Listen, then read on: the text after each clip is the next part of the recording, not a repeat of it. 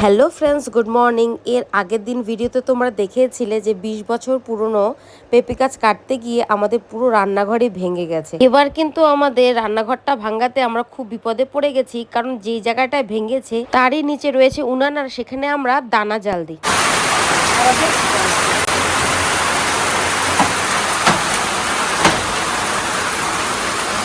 প্রায় 1.5 ঘন্টার কাছাকাছি হলো দানাটা বসিয়েছি, কিন্তু এত হারে জল পড়ছে, নিচ থেকে এত হারে জাল দিচ্ছি, কিন্তু উপর থেকে ঠান্ডা ঠান্ডা জল পড়াতে দানাটা আর হতে পারছে না।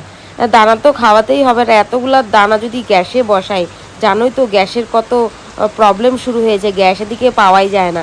দেখালো 2 দিনে আমাদের গ্যাস শেষ হয়ে গেল। তাও কষ্ট করছি, চেষ্টা চালিয়েই যাচ্ছি যে ফটাফট বৃষ্টিটা কমলে দানাটা ফটাফট জাল দিয়ে দিতে পারি। বলো তো কি জ্বালা, একটা বিপদ থেকে বাঁচতে গিয়ে আমাদের কতগুলো বিপদে পড়তে হচ্ছে। এদিকে তো রান্নাঘর ভেঙে গেছে, টিন নষ্ট হয়েছে, বাটাম ভেঙেছে, এদিকে আমাদের উনান থেকে যে দানটা সরিয়ে নেব, তারপরে যদি উনান ভিজে যায় তারপরে এখানে রান্নাও করতে পারবো না। দেখো তো কি হারে টপ টপ টপ টপ করে বৃষ্টি পড়েই যাচ্ছে।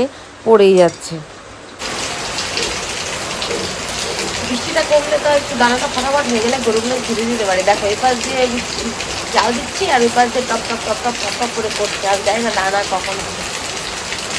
বৃষ্টি একটু কমে যা রে, বৃষ্টি একটু কমে যা রে, বৃষ্টিটা তো কমলে পারে শান্তি পাই রে। তব এখানে গান করতে হবে, টিপ টিপ বরসা পানি, পানি মে আগ বুঝাই।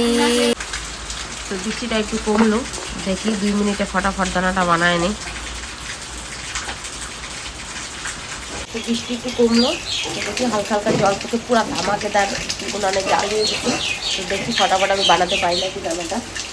একটু জাল দিলে 2 মিনিটে দানা হয়ে যায়, কিন্তু সময় থেকে সমানে ঠান্ডা জল পড়ে গেছে, দানাটা হবে কী করে। তো দেখো পুরো মাত্রায় জাল দিতে দিতে ফাইনালি কিন্তু 80% দানাটা হলো। তাও দেখো উপর থেকে বৃষ্টিটা কমছে, কিন্তু তাও হালকা হালকা হচ্ছে, যার জন্য ঠিকভাবে হতে পারছে না। তাও 80% হয়ে গেছে।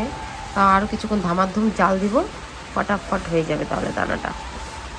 কত কষ্ট বলো তো, একটা বিপদ টালতে গিয়ে আর এক বিপদ হয়ে যায়।